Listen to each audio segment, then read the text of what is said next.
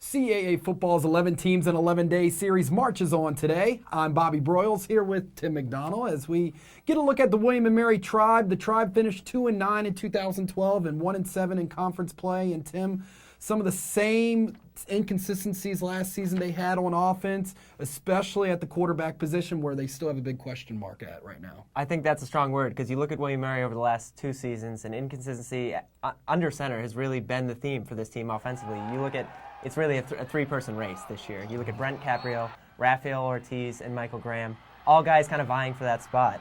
Brent Caprio, a guy, 9 touchdowns and 9 interceptions over the last 2 years. Michael Graham, only 6 starts over the last 2 years. And in general, this William & Mary team, passing touchdowns total last year, 16. That's just not going to get it done in the CAA.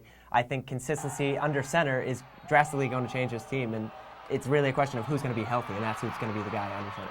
Well, head coach Jimmy Laycock addressed that quarterback competition at last month's CAA Football Media Day. Take a listen. The secret has been to trying to keep one quarterback in there for any extended period of time. All these guys have played. Ortiz, Graham, Caprio, they've all played and at times played well, but have all been bugged with injuries. And in fact, I don't think in the last 3 years, I don't know if we've had a quarterback play more than 2 games without something happening. And again, getting the practice time that we need is so important. But, Rafael Ortiz had some very good games for us last year. The JMU game played very well. Then he had a shoulder injury the next week and had surgery. So he's coming back from shoulder surgery. Brent Caprio had foot surgery at the end of spring, and he's coming back from that. And then Mike Graham has played at times and played very well at times, and he's back in there. So it's going to be, as we start preseason, kind of see who's healthy and what strength they are. And I know from talking to people that they've all worked extremely hard over the summer to get themselves ready. And again, we need to find one that can just stay in there and give us good, consistent play.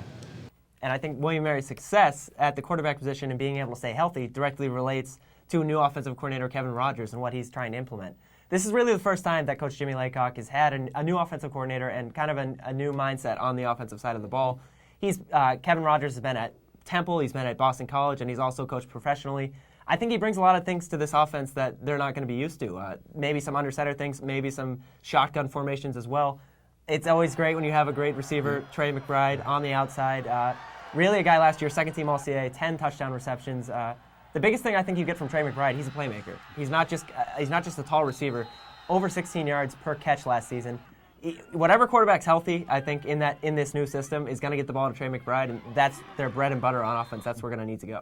Well, defensively, the Tribe played very well last season. They do lose cornerback B.W. Webb, who went on to be drafted by the Dallas Cowboys, but this team still has some playmakers like Jerome Copeland and Luke Rhodes, who was one of the best freshmen in all of FCS football last season. And you look at this defense, and you say, William & Mary, what are they known for? Over the years, their defense has always been there for them. Last year, they were 5th in total offense, 5th in total defense. So it's not like they were out of the pack. They were right there. You talk about Luke Rhodes, a redshirt freshman linebacker last year. That's impressive. As a redshirt freshman, the numbers that he put up and the consistency that he had, that's only going to strengthen. Jerome Copeland, the safety, over 90 tackles as a safety. Are you kidding me? I don't want him coming up and hitting me. So, and you just talk about this defense in general. There is a lot of room for improvement. B.W. Webb, obviously a guy you're going to miss. Teams just did not throw to that side of the field. Secondary, it's going to be interesting to replace him, but still, they're going to have to move forward. Well, here's Coach Laycock once again talking about the expectations for his defense. Well, those are good players. Jerome and Luke are good players. We've got a number of good, solid players on defense who've had to play a good bit. We're going to miss BW in the secondary, but again, not many people threw in BW's direction this past year, so really that was kind of negated. But we've got some other guys coming through out there. Ivan Tago at safety has had another outstanding player that should come in there. We've got some solid players on defense. We've got some guys that can run. The secret is for them to play together and be cohesive as a unit. Tim, this team clearly has a lot of solid individual talent returning this season. It wasn't too long ago that this program went through a stretch of consistency making the postseason, but they've now missed the playoffs the past 2 seasons. We should note that 6 of the Tribe's 9 losses last season came by 7 points or less. Tim, what would you say are some of the keys for the Tribe here in 2013? I think in general, Bobby, one of the biggest things for them is just take it a step-by-step process. You talk about, obviously, they used to be a team that were feared around the CAA. They need to get that back. Offensively, I think they just need to find consistency, whether that be through the running game, whether that be through the passing game. I think for this Tribe team this season, it's not going to be trying to win every game by as many. It's going to be taking it a step-by-step process. New offense, that might take some time. Defensively, they have some playmakers. At the end of the day, it's really how are they going to take this process? Are they going to adapt? Are they going to change? Or are they going to progress and move forward? And like Coach Laycock said at Media Day as well, they need to catch some breaks, especially in the health department. You talk about games like that, you look at their schedule. Yes, they might have only had 2 wins last year.